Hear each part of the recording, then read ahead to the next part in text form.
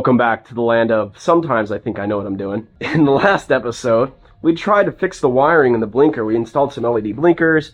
We tried to get the wiring to work. Could not get it to work properly, and it was just irritating me. We also didn't get to the motor mount because I got irritated. We needed a motor mount lift, and we need to do the transmission skid plate, or not the skid plate, but the transmission pan, because she's got a little leak to her, and I want to fix that before we take it on the road. Everything else is going pretty swimmingly, all things considered. So what I did is I got on Google and I started researching and figuring out, the blinkers on TJs have a reverse polarity. So when you turn the blinker on, no headlights, things are one polarity. When you pull the headlight switch out or turn it on, turn your headlights on, your parking lights, the polarity switches, and so LEDs aren't going to work. And then your blinker doesn't work. So the issue that I had is, if I had it wired up one way, the blinker worked no matter what, but I got no parking lamps. If I wired it up a different way, I had parking lamps, but no blinker. Go figure. Couldn't figure it out. But with this little mess right here, I think I got it figured out. So let me set my camera down and let me show you. All right, first just blinker. Blinker works. Next is going to be parking lamps. Parking lamps work. And blinker also works. Isn't that beautiful that works? So now what I have to figure out how to do, because I don't know how to do anything apparently, is create a way to wire this together neatly so it's in here and waterproof and all that stuff. And I need to wire this light to this same exact circuit in here, just wire them together so that these both work in tandem. Just because I want it to. I think I can get away with just the front light for legal reasons, but if I have both working, that'll be cool. It'll be like factory, just LED 3/4 inch, or just 3/4 inch LEDs. So I'm pretty excited about that, which is, you guys have no idea how frustrating this thing was. I can't tell you how many, honestly, I could tell you how many hours I worked on it without doing this modification, but it would be way too embarrassing to admit. So I'm super glad that that finally works. Yeah, I'm very excited about this. I can't believe 2 diodes is all it took. I'll throw a link in the description of the diodes I needed for this. Very, very simple. Now we're just gonna solder it all up, seal it all up, and put it together and hope that it works. I haven't got myself a little third hand so I could solder this stuff nicely. Admittedly, I forgot some important information. Basically, what I did here is I put 2 diodes in line with the running lights and the turn signal. You can see there's a diagram here on what I did, and that fixed the polarity issue with the LED. So if you have this problem, go ahead, grab 2 diodes, wire them in on both your blinkers, and your TJ will be fixed. All right, admittedly here, it's been a few days. This is not working out. So my soldering iron, not nearly hot enough. It's only 18 watts. It's not doing anything with the solder, really. My third hand is sitting on a cardboard box and falling off the bumper every time I bump it or touch it. So we're gonna fix this issue because I'm tired of messing around with it. All right, to make this third hand actually usable in the garage, we're gonna make the base bigger and magnetic. So 3-inch diameter magnet, 95-pound pull magnet should be more than enough. We're just gonna take this junk off of here and glue it right on there. We're gonna squeeze some glue out in here, glue it to here. Then we'll have a magnetic little arm that we got for cheap. Okay, all glued up. We'll just let that sit there and dry for a bit, and that'll be perfect. In the future, I'll go put some rubber matting on the bottom of the magnet so it doesn't screw up whatever paint I put it on when I'm working on a vehicle. But that is how that should have come, in my opinion, for the garage. Okay, now to deal with the soldering gun. So I went to Home Depot. I just grabbed one of these because I already have the batteries. I own a few M12 stuff. And I figured this would kind of be the way to go. Portable, already have the batteries. I wanted the butane style torch, but I don't know.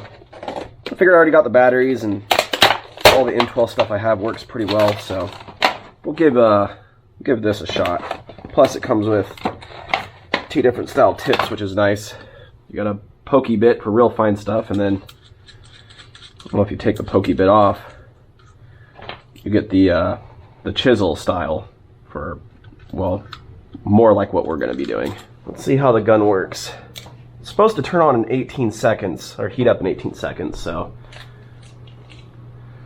we'll get our failed wires here together.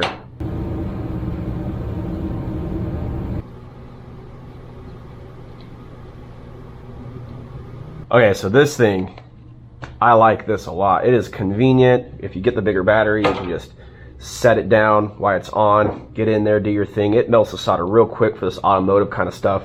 It's a nice replaceable tip, so you're not gonna, lose the tool if the tip goes bad. And it does a good job. I mean, my soldering is just on the cusp of being all right. But this thing, fantastic tool for this kind of stuff. I don't think I'm going to use butt connectors anymore. I'm just going to solder because I have this. It's so convenient. A lot of times when you're working on automotive stuff like this, pulling out this kind of soldering iron with a cable attached to it and trying to reach areas sucks. Whereas this thing, you can just turn it on, have it at the ready, get everything ready, and then go in there. Also, gluing your third hand to a magnet so you can stick it to your rig, that helps a lot. But yeah, fantastic little tool. Favorite thing so far. Good job, Milwaukee. All right, so now that we got everything soldered up, let's double check that's correct before we seal it and let that happen. So we got ground to ground. We have what I think is the running wire, the running light wire going to the 50% power on the LED, and then we have the blinker going to the 100% power on the LED. So let's double check that that all works. Well, assuming that we have any kind of battery power left, and we don't, because someone left the keys on. I don't know who that someone could have been. Definitely not me, though. All right, battery charge has been going for a few minutes. Should have enough juice to check out the turn signals, make sure they're working correctly.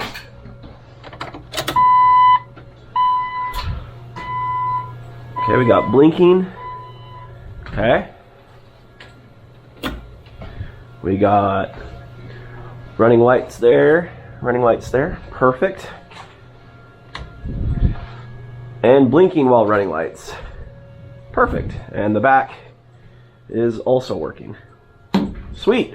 Yeah, I'm excited about that. That was way too much work to figure that out. Now, I'll do the other side, button it all up, and then we'll get to motor mounts. All right, before we do the engine mounts, I need to turn this thing around or back it up a little bit, and this is kind of bugging me, so I think we're just going to hack this off. We're also going to get rid of the sway bar while we're here, and just make it so that this thing can actually turn with this bumper. So, here we go.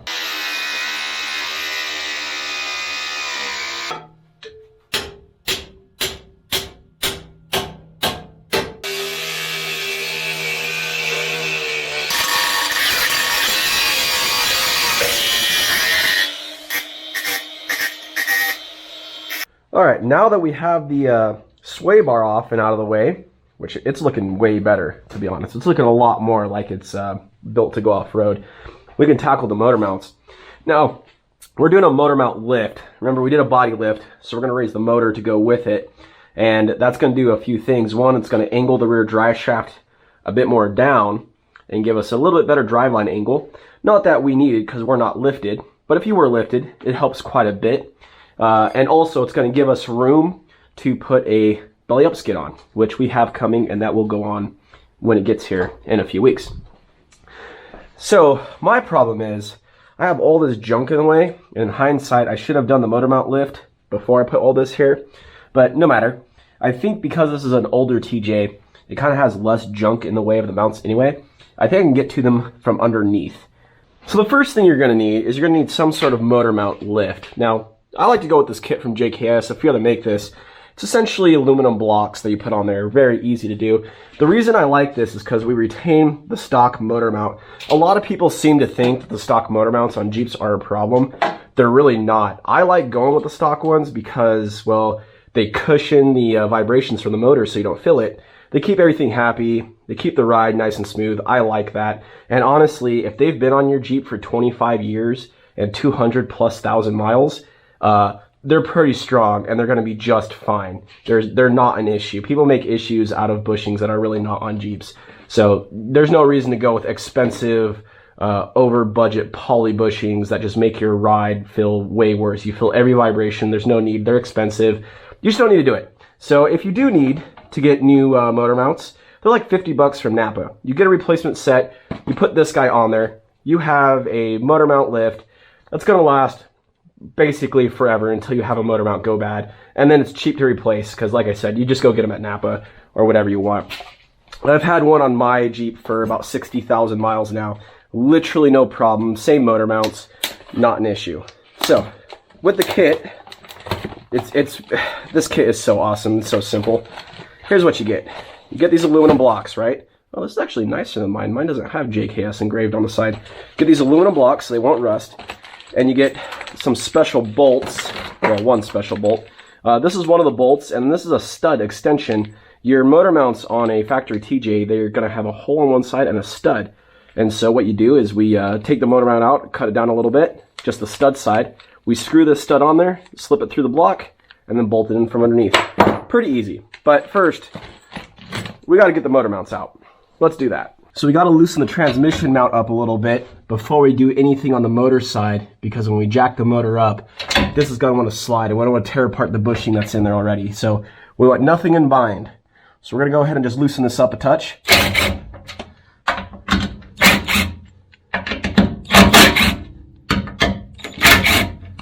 And now the transmission can slide a bit, taking the pressure off the mount in there when we go to lift the motor up. Next, we need a way to support the motor when we undo the motor mounts. And the best thing that I have found is to use the oil pan. You just get yourself a nice wide piece of wood, and you avoid this part of the pan that droops down for the drain bolt. And you just go over here and you grab the pan just like so. And no, you won't crush it. I've done tons of these this way. It's totally fine. But before you jack it up from here, you do need to unbolt the motor mounts themselves. Okay, we should have the weight off the motor now, or the weight off the frame. Let's double check. We're gonna leave the cross bolts in at this stage just for safety. Yeah, I think they're okay. And we're gonna undo the top bolt on each side, and then we're gonna come back and undo the bottom one. Let's see if this guy will do it.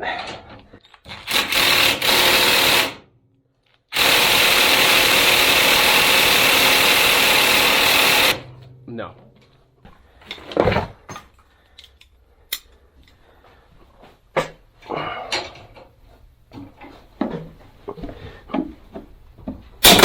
Whew.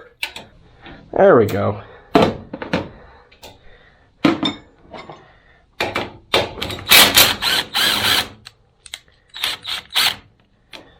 Just gonna leave that loose for a minute for safety, so that when I crawl under there, that thing can't come falling down on top of me. Now, I have to figure out what to do under here. We gotta take out two more, these are nuts. Gotta take out two nuts under here that are studs. They are right here. And luckily, they're the same size as the bolt up top, which is 15 millimeter.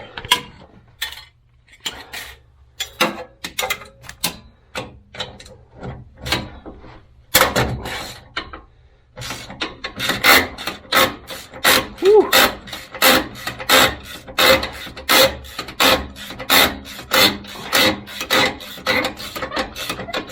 Oh yeah, she's definitely self-cleaning the threads right now. This hasn't been off in a long time.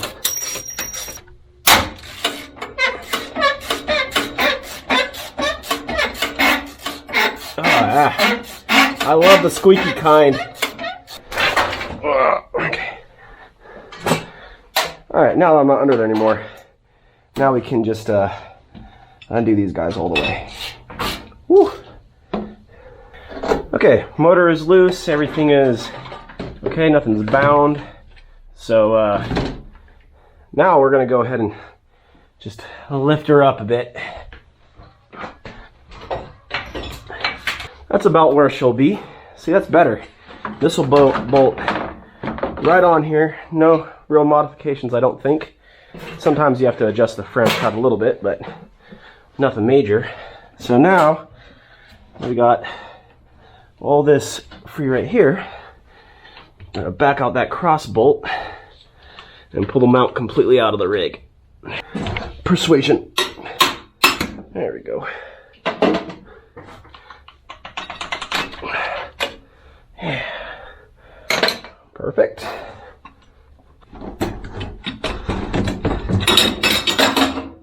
There we go. There you go. And gentlemen, this is what a motor mount looks like in a TJ that's been in there for 160,000 some odd miles. They're fine. Totally fine. And yes, that's normal. See, we gotta take a 1/4 inch so this can sit flush against that. So we're gonna do that now. So I started cutting and almost forgot the rule. Before you cut a stud, make sure you put a nut on it. That way when you back the nut off, it'll fix the threads for you.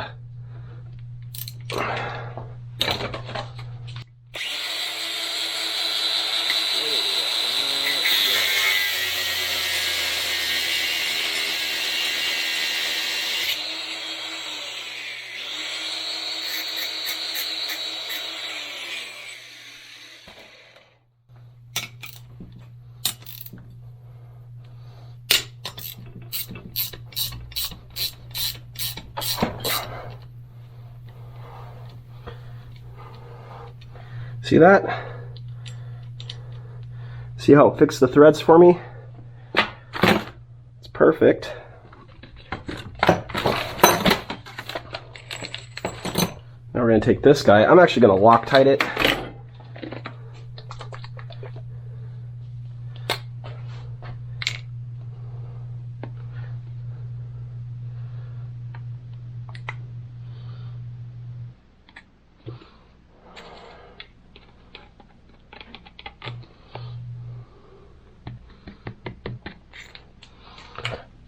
I have no idea why I just put Loctite on the top. I meant to hit the threads. Alright, here we go. Here we go. And that's why I put that stud on there. Oh, actually, I don't think I cut enough. I got to go again.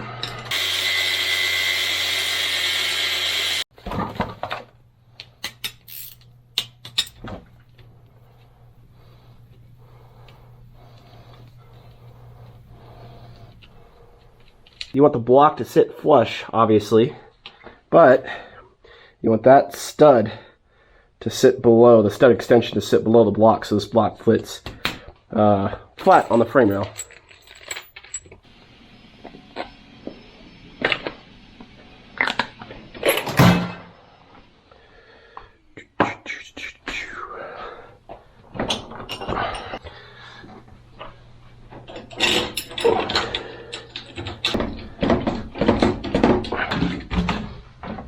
Now that we got those bolts all in there, it's holding the mount where it should be. Now I gotta jack the motor up, get it in line.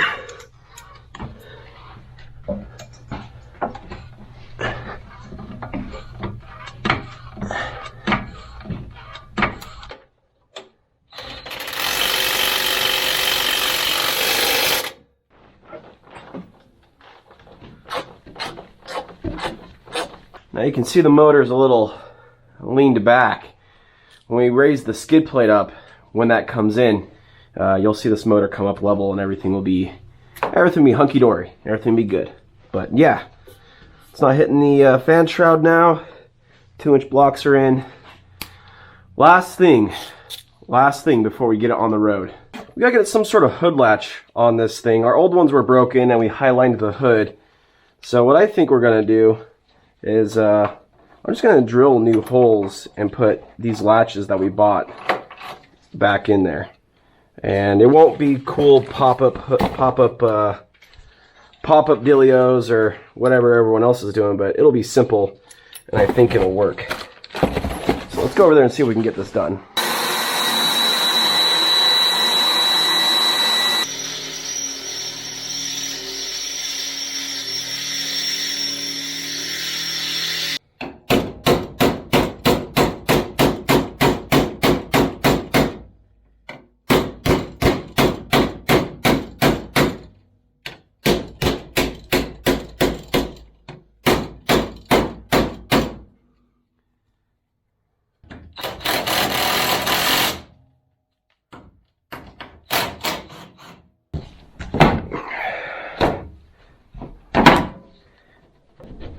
All right. I mean, that's as good as it's gonna be. Oh, maybe that'll help to move the hammer out of the way.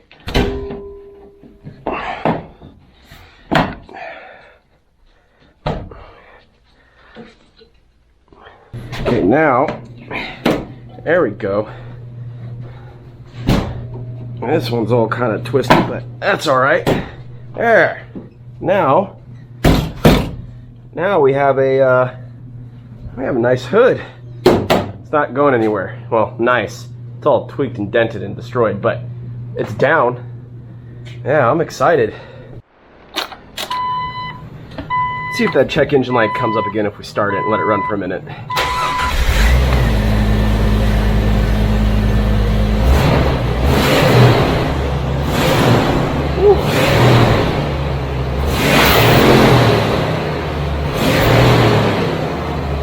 Got the little torque shift, that's kind of cool. Yeah. No check engine light. I cleared the code. There, I should open the garage here so I don't asphyxiate myself. No code stored. Pending codes. No pending. Alright. Well, she's running. I say we scoot over to the desert real quick and make sure she actually drives, if you know what I mean. Oh man, look at it. That thing just looks meaner than all get out. I love it. Alright, let's take it for a quick rip and see what happens.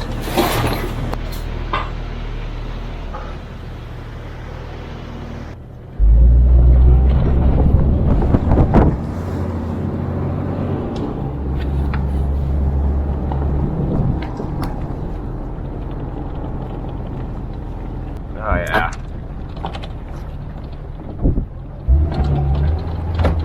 Oh yeah, this thing's gonna be so much fun off-road. Woo! Let's see if we can climb one of those dirt mounds. Oh! Woo!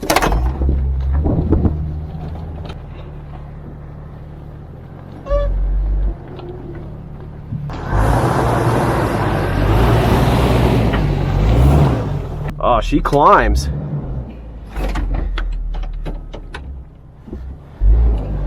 She climbs real well.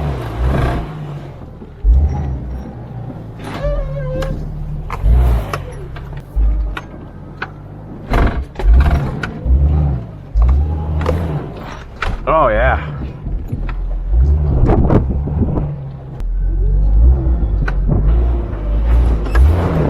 Whoop. She needs a locker for sure. It's all right, we'll get there.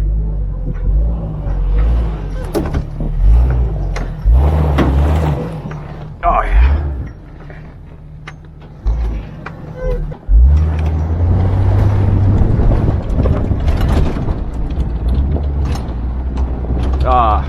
This thing is gonna be so much fun.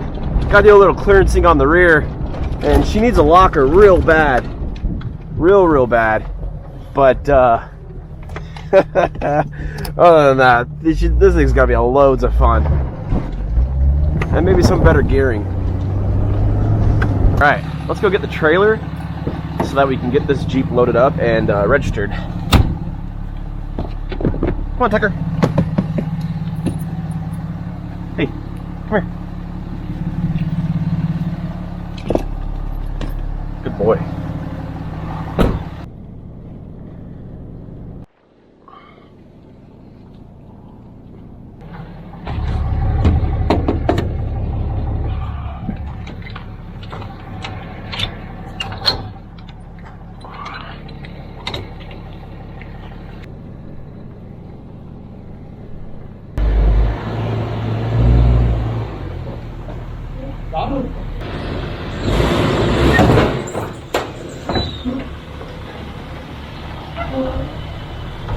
Go that way.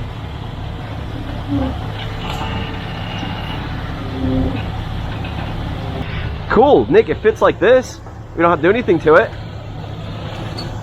Let me go grab my gloves, we'll strap it down. Hey, it's easy to strap down like this too because it's so tall.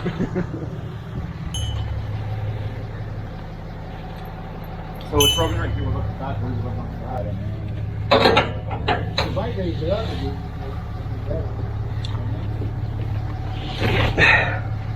You doing a belly up skid? All right, let's go.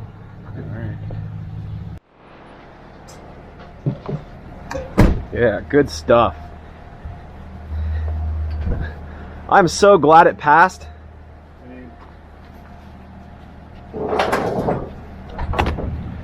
Don't turn that wheel. Just let it slow, slow, slow. You're about to come off. Slow. Told you slow. Slow, slow, slow.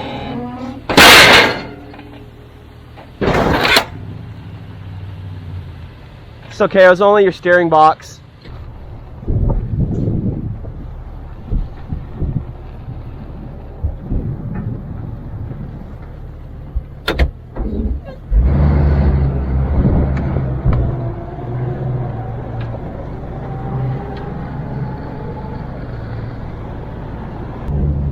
I told you it's pretty smooth off-road though, considering it's all stock suspension.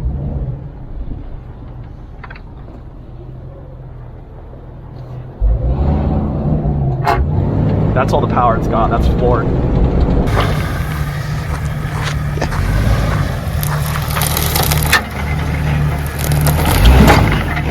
Well, that was a little rough. Keep going.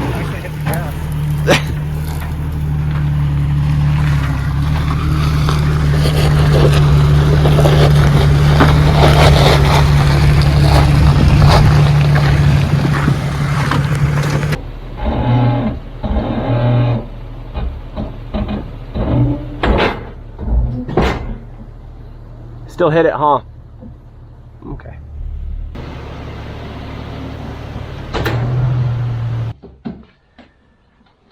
What happens if you just did that one thing where you just like took an inch all the way around? I think that's what I want to do for the rip back. See how it looks? And then I guess another inch maybe? I mean, it's nice because it's beadlock and everything, you know? Yeah. You know, but you know, boom, right? That sucks. Yeah. But the question is, does it? It doesn't hit the frame the other way.